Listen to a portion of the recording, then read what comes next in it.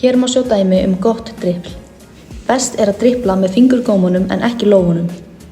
Bannað að fara með hendina undir boltann en heimilt að hafa hendina til hliðar við boltann til þess að hafa betri stjórn á honum, sérstaklega þegar verið að dribbla á milli handana.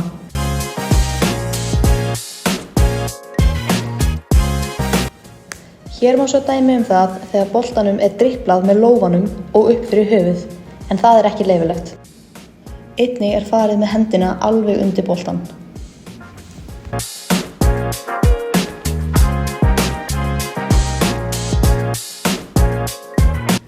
Mikilvægt að horfa alltaf upp á völlinn en aldrei niður á boltann.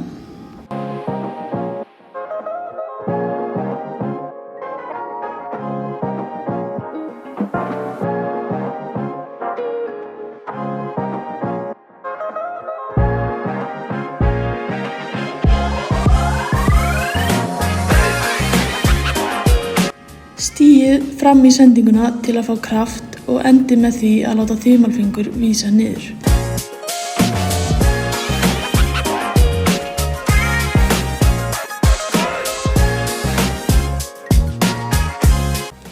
Hér gildir það sama. Stígið fram í sendinguna og þumlarnir enda á að vísa niður.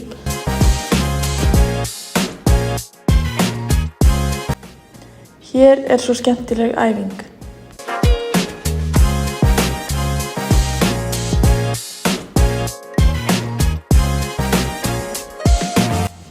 Í körfubolta skottækni undirstöðuatriði.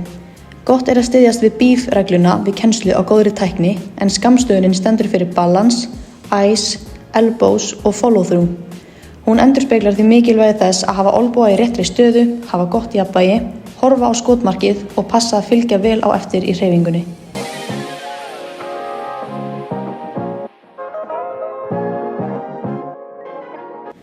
Hér má sjá dæmi lélega tækni þar sem olnbogi vísar út, líkamsstaða og jafnvægi lélegt og ekki fylgt á eftir í hreyfingunni. Fótstaða góð þegar þú ert í jafnvægi, tær vísa í átt að körfu og axlarbreidd á milli fóta. Olnboginn beint undir boltanum og L-form á handleggnum. Mikilvægt að eftirfylgnin góð og má líka því við að teygja hendi í krukku. Algengt að olnbogi vísi út og skotið á flatri hendi. Gott að æfa sniðskot fyrst úr kyrrstöðu og einbeita sér að skottækninni.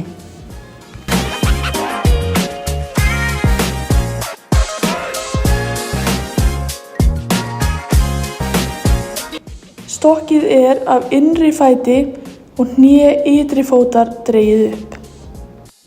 Boltinn borinn upp með báðum höndum og sleppt með annarri.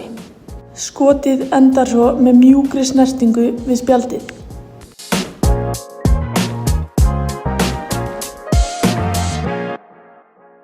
Skotgap þegar leikmaður grípur boltann og fer beint í trippulþrett stöðu. Þar hefur hann möguleika á að fara til hægri, vinstri, senda boltann eða fara í skot.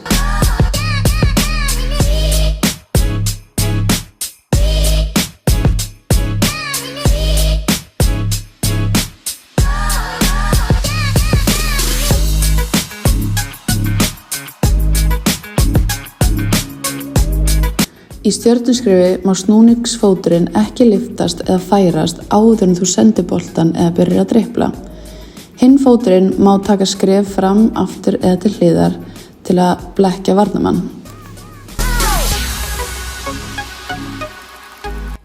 Þyngdin skal vera á fremsta hluta iljarinnar, aldrei á hælunum.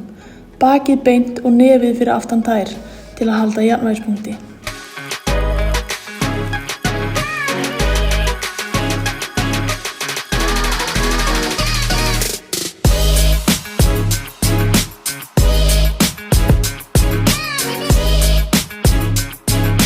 Hér sjáum við ranga líkamsbeitingu þar sem þyngdin öll í hælunum, hoppaði til hliðar en ekki nota hliðarskref og krossaðir fætur.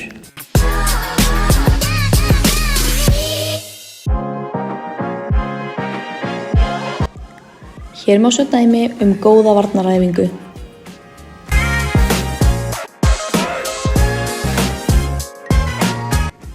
Það eru 3 varnarmenn í formi þríhyrnings. Leikmaður 1 er að verja svæðið fyrir framan tegin eins og teiknað er hér. Leikmaður 5 og leikmaður 4 eiga svo sín svæði undir körfunni eins og má sjá hér.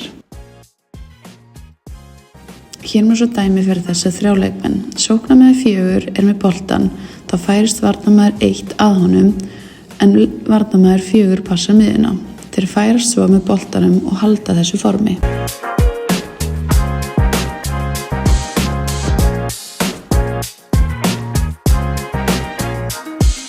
Þeirra helsta hlutverk er að passa vítateiginn.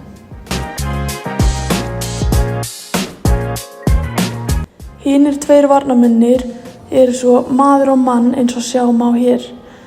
Þessi leikmenn sem þeir eru að dekka eru oftast leikmenn sem eru bestu skotmennir og þá er þeir maður og mann á þá allan leikinn til þess að passa að þeir fá ekki frítt skotfæri. Þrátt fyrir að varnarmaður 1 fari í maður og mann pressu þá halda þau enn sama þríhyrnings shapei.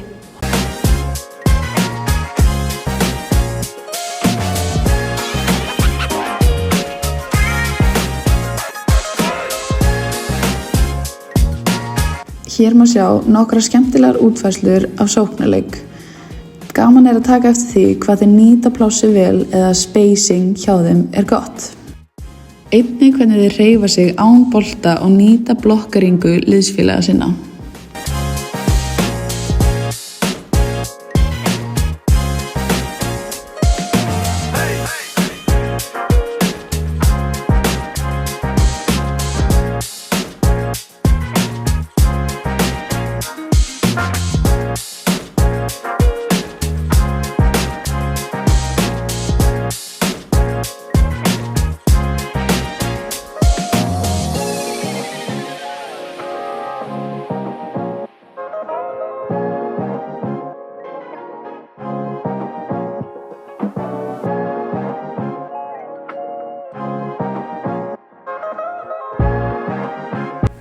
Í vígkötti verður leikmaður að stíga fast inn í rými varnarmannsins til þess að festa hann áður en hann skiptir um stefnu. Hreyfingin byrjar á hálfum hraða en sjálft köttið verður að vera fullum krafti. Frontcut er þegar sóknarmaður spilar boltanum og hleypur svo fyrir framan varnarmann.